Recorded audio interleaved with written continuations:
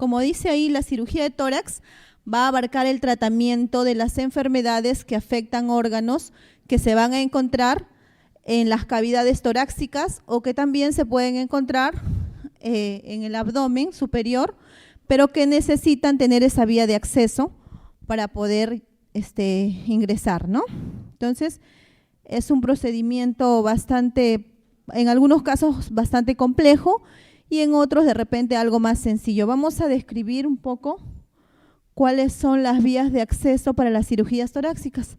Esto es importante porque nuestro trabajo parte desde una buena valoración, como lo vamos a ver más adelante, pero es importante conocer qué tipo de vías de acceso tenemos para las cirugías, ¿no? Entonces tenemos las toracotomías, que pueden ser la toracotomía anterior, por ejemplo, en la primera imagen que nosotros tenemos, podría ser, incluso esa anterior, podría ser anterolateral, ¿no? Si fuera necesario, podría ser posterolateral o también incluso podría ser axilar como la última figura, ¿no? Es importante tener en consideración que en cada una de estas vías de acceso va a haber ciertas estructuras que se van a ir alterando, ciertas resecciones que se van a hacer, como por ejemplo los músculos, ¿no? Fuera del tejido epitelial, pero tenemos en el caso anterior el pectoral muchas veces y los intercostales en casi todas, ¿no? En casi todas las vías de acceso de este nivel.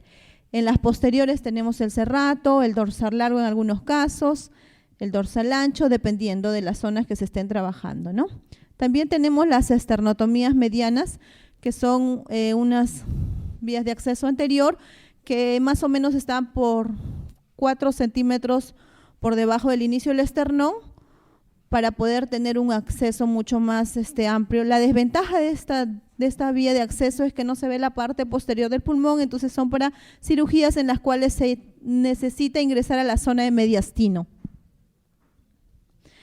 Tenemos la medianostomía anterior también, que está asociada a la otra, solamente que esta va mucho de la mano con el procedimiento con el mediastinoscopio, ¿no? Entonces, a través de un aparato que se va ingresando y que se va visualizando, se van haciendo las cirugías. La desventaja de alguna forma es que se tiene una visión en 2D y no en 3D, ¿no? Entonces no es del todo a veces clara, pero los cirujanos cada vez hacen un trabajo mucho más minucioso y por lo tanto va trabajándose también de una forma bastante buena.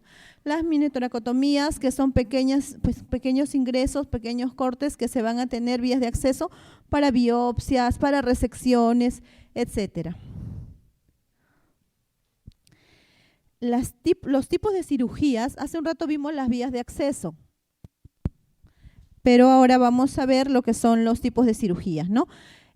Los tipos de cirugías tenemos aquí, por ejemplo, a nivel de la pared torácica, tenemos las resecciones costales, son cirugías que se realizan en algún momento que el paciente necesite retirar alguna zona o alguna parte de la costilla, ¿no?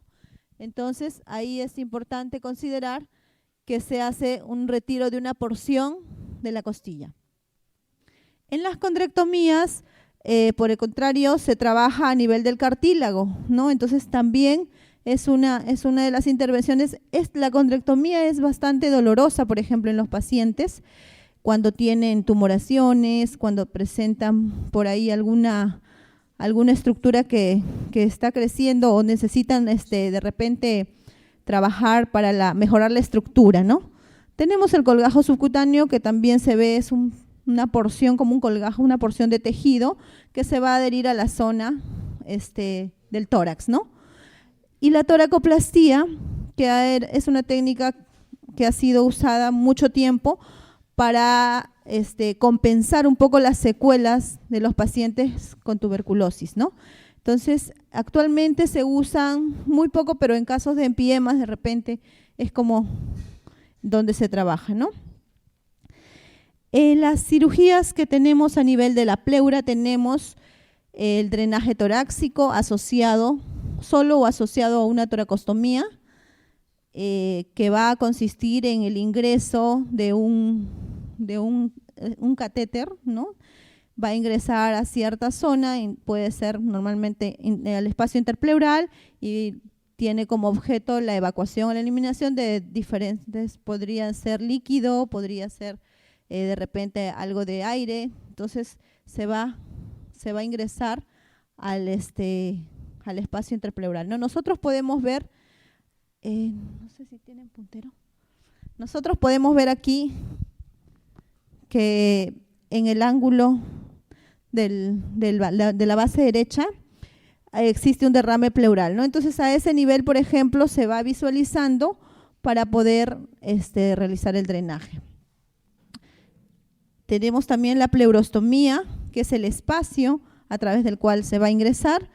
La biopsia pleural también, que normalmente son incisiones pequeñas, cortas, pero yo he tenido la oportunidad de conversar con muchos pacientes, son muy, muy dolorosas, y esto los va a llevar a alteraciones en la mecánica ventilatoria, ¿no? Tenemos pleurodesis y pleurectomías también, que de alguna forma estos procedimientos buscan a través de ciertos agentes, podrían ser químicos, que las pleuras se vayan colapsando, que se vayan pegando un poco por algún motivo, ¿no? A veces es porque esa zona de repente está con elementos cancerígenos, o de alguna forma también necesitan también reseccionar un poquito parte de la pleura y necesitan hacer ambos procedimientos. Y la pleuroscopía es la observación de la zona pleural. A nivel de pulmón tenemos la punción transtorácica, que generalmente, como podemos ver en la imagen externa superior, va guiada actualmente por ecografía o incluso a nivel de lo que es radiodiagnóstico, va guiado por tomografías o imágenes auxiliares, y se realiza la succión o la aspiración de esa zona, si puede ser una colección, un MPM, etcétera, ¿no?